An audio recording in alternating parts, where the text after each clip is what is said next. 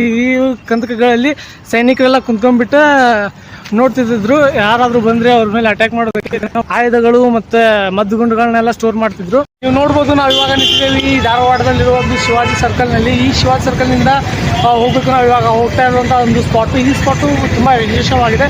ಯಾಕಂತಂದ್ರೆ ಇದು 14ನೇ ಸೆಂಚುರಿ ಒಳಗನೆ ಕಟ್ಟಿರ್ತಕ್ಕಂಥ ಒಂದು ಸ್ಪಾಟ್ ಆಗಿದೆ. ಅದನ್ನು ನೋಡೋಕಂತ ಹೊಂಟೇವೆ ಇವಾಗ.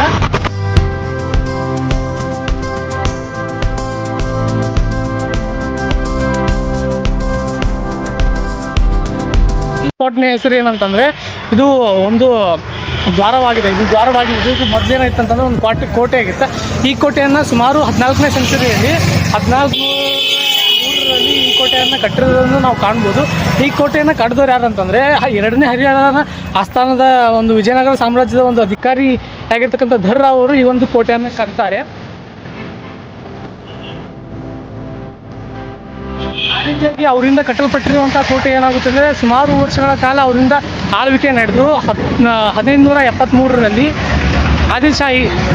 ಆದಿಲ್ಶಾಹಿ ಒಂದು ಆಳ್ವಿಕೆಯ ಒಂದು ವಶಕ್ಕೆ ಪಟ್ಟು ಆವಾಗ ಏನಾಗುತ್ತೆ ಅಂತಂದರೆ, ಈ ಒಂದು ಕೋಟೆ ಈ ರೀತಿಯಾಗಿ ಈಗ ಕಲ್ಲು ಮತ್ತು ಕಟ್ಟಿಗೆಯನ್ನು ಉಪಯೋಗಿಸ್ಬಿಟ್ಟು ಯಾವ ರೀತಿಯಾಗಿ ಕಟ್ಟಿದ್ದಾರೆ ನೋಡಿ. ಈ ಒಂದು ಕೋಟೆ 1573ರೊಳಗೆ ಈ ರೀತಿಯಾಗಿ ಕಟ್ಟೋದಕ್ಕೆ ಸಹಾಯ ಆದಿಲ್ಶಾಹಿ ಅಂದರೆ, ಯಾವಾಗ ಆದಿಲ್ಶಾಹಿ ಇವರ ಮೇಲೆ ಮುತ್ತಿಗೆಯನ್ನು ಹಾಕ್ತಾರೆ, ಇದನ್ನು ತಮ್ಮ ವಶಕ್ಕೆ ತೆಗೆದುಕೊಳ್ತಾರೆ, ಆವಾಗ ಈ ಒಂದು ಕೋಟೆ ಈ ರೀತಿಯಾಗಿ ಕಾಣೋದಕ್ಕೆ ಪ್ರಾರಂಭಗೊಳ್ತದೆ. ಅವರು ಈ ಒಂದು ಕೋಟೆಯನ್ನು ಮುತ್ತಿಗೆ ಹಾಕಿಬಿಟ್ಟು ಅದಕ್ಕೆ ಏನಂತ ಹೆಸರು ಮಾಡ್ತಾರೆ ಅಂತಂದರೆ, ಮನ್ನಾ ಕಿಲ್ಲಾ ಅಂತ ಹೇಳ್ಬಿಟ್ಟು ಈ ಒಂದು ಕೋಟೆಗೆ ಹೆಸರು ಕೊಡ್ತಾರೆ. ಈ ಕಂದಕಗಳಲ್ಲಿ ಸೈನಿಕರೆಲ್ಲ ಕುಂತ್ಕೊಂಡ್ಬಿಟ್ಟು ನೋಡ್ತಿದ್ರು, ಯಾರಾದರೂ ಬಂದರೆ ಅವ್ರ ಮೇಲೆ ಅಟ್ಯಾಕ್ ಮಾಡೋದಕ್ಕೆ ಇಲ್ಲೇನೋ ನೋಡ್ಬೋದು.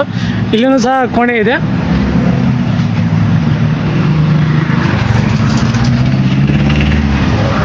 ನೋಡ್ಬೋದು ನೀವು ಎಷ್ಟು ದಪ್ಪವಾಗಿ ಕಟ್ಟಿದ್ದಾರೆ ಅಂತೇಳಿ. ಕಟ್ಟಿಗೆಯನ್ನು ಉಪಯೋಗಿಸಿದ್ದಾರೆ ಇಲ್ಲಿ. ನೋಡ್ರಿ ಹೆಂಗೆ ಕೆಲವೊಂದು ಗುಂಡುಗಳಿವೆ, ಕೆಲವೊಂದು ಈ ರೀತಿಯಾಗಿ ಚುಪ್ಪಾಗಿರ್ತಕ್ಕಂಥವು ಇವೆ. ಇವಾಗ ಅಷ್ಟೊಂದೇನು ಗಟ್ಟಿಯಾಗಿಲ್ಲ ಇವು.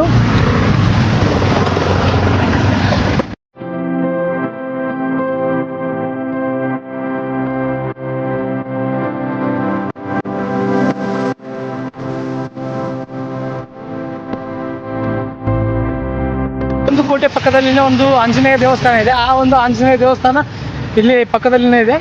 ಆ ದೇವಸ್ಥಾನ ಇಲ್ಲಿ ಕಾಣ್ತಿದೆಯಲ್ಲ, ಇದೇ ದೇವಸ್ಥಾನ ನೋಡಿ, ಆಂಜನೇಯ ದೇವಸ್ಥಾನ. ಇದೇ ದೇವಸ್ಥಾನ. ಆ ದೇವಸ್ಥಾನದಲ್ಲೂ ಒಂದಿಷ್ಟು ವೀರಗಲ್ಲುಗಳು ಅವು ಇವೆ.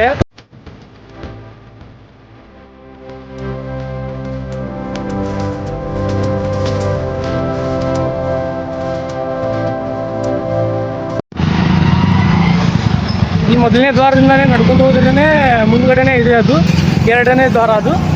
ಅದು ಸಹ ಈ ಒಂದು ಪ್ರಮುಖವಾಗಿ ಹೇಳ್ಬೇಕಂತಂದರೆ, ಇದು ಕೋಟೆ ಅಂತ ಹೇಳಿ ಕಟ್ಟಿದ್ದಲ್ಲ, ಇದು ಬಾಗಿಲುಗಳು, ದ್ವಾರ ಬಾಗಿಲು. ಆಗಲೇ ತೋರಿಸಿದ್ದು ಕೋಟೆಯ ಪ್ರಮುಖ ದ್ವಾರ ಅದು. ಈ ಒಂದು ಕೋಟೆಯಲ್ಲಿ ಏನು ವಿಶೇಷತೆ, ಈ ದ್ವಾರದಲ್ಲಿ ಏನು ವಿಶೇಷತೆ ಅಂತಂತಂದರೆ, ಇಲ್ಲಿ ಕಾಣ್ತಿದೆಯಲ್ಲ, ಇದರಲ್ಲಿ ಏನಿದೆ ಅಂತಂದರೆ ಒಂದು ಸ್ಟೋರೇಜ್ ರೂಮ್ ಇದೆ. ಆ ಸ್ಟೋರೇಜ್ ರೂಮ್ನಲ್ಲಿ ಬೇಕಾಗಿರ್ತಕ್ಕಂಥ ಆಯುಧಗಳು ಮತ್ತು ಮದ್ದುಗುಂಡುಗಳನ್ನೆಲ್ಲ ಸ್ಟೋರ್ ಮಾಡ್ತಿದ್ರು.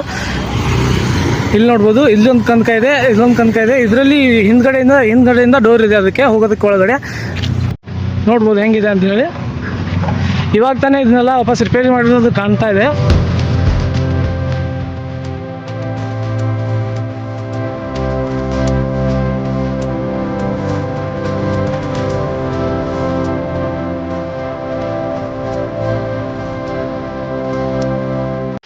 ಈ ಒಂದು ಕೋಟೆಯನ್ನು ಹಲವಾರು ಜನ ಆಳ್ವಿಕೆ ಮಾಡಿರೋದನ್ನು ನಾವು ಕಾಣ್ಬೋದು. ಈ ಕೋಟೆಯನ್ನು ಶಿವಾಜಿ ಮಹಾರಾಜರು ಸಹ ಒಂದು ಆಳ್ವಿಕೆಯ ಸಂದರ್ಭದಲ್ಲಿ ಇದನ್ನು ಅವರ ವಶಕ್ಕೆ ತೆಗೆದುಕೊಂಡಿರತಕ್ಕಂಥ ಒಂದು ದಾಖಲೆಗಳು ಸಹ ಇದೆ.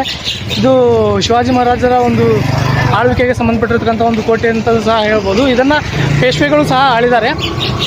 ಪೇಶ್ವೆಗಳು ಸಹ ಔರಂಗಜೇಬ ಆದ ನಂತರ ಪೇಶ್ವೆಗಳು ಸಹ ಇದನ್ನು ಆಳಿರ್ತಕ್ಕಂಥ ಒಂದು ಕೋಟೆ ಆಗಿದೆ.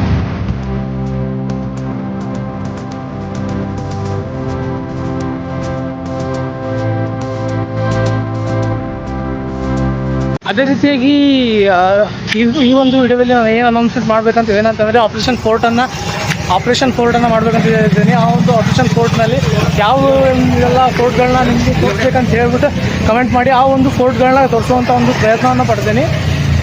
ಇದುವರೆಗೂ ಯಾರೆಲ್ಲ ಚಾನಲ್ನ ಸಬ್ಸ್ಕ್ರೈಬ್ ಮಾಡ್ಕೊಂಡಿಲ್ಲ ನೋಡಿ, ಸಬ್ಸ್ಕ್ರೈಬ್ ಮಾಡ್ಕೊಳ್ಳಿ ಮತ್ತು ನೋಟಿಫಿಕೇಷನ್ನ ಅನೇಬಲ್ ಮಾಡ್ಕೊಳ್ಳಿ ಅಂತ ಹೇಳ್ತೀನಿ. ಅದೇ ರೀತಿಯಾಗಿ ಈ ವಿಡಿಯೋ ಏನಾದರೂ ಇಷ್ಟ ಆದರೆ ಲೈಕ್ ಮಾಡಿ, ಇಷ್ಟ ಆಗದೆ ಹೋದರೆ ಡಿಸ್ಲೈಕ್ ಮಾಡಿ ಅಂತ ಹೇಳ್ತೀನಿ. Thank you, bye. ನೆಕ್ಸ್ಟ್ ವಿಡಿಯೋದಲ್ಲಿ ಮತ್ತೆ ಸಿಗೋಣ.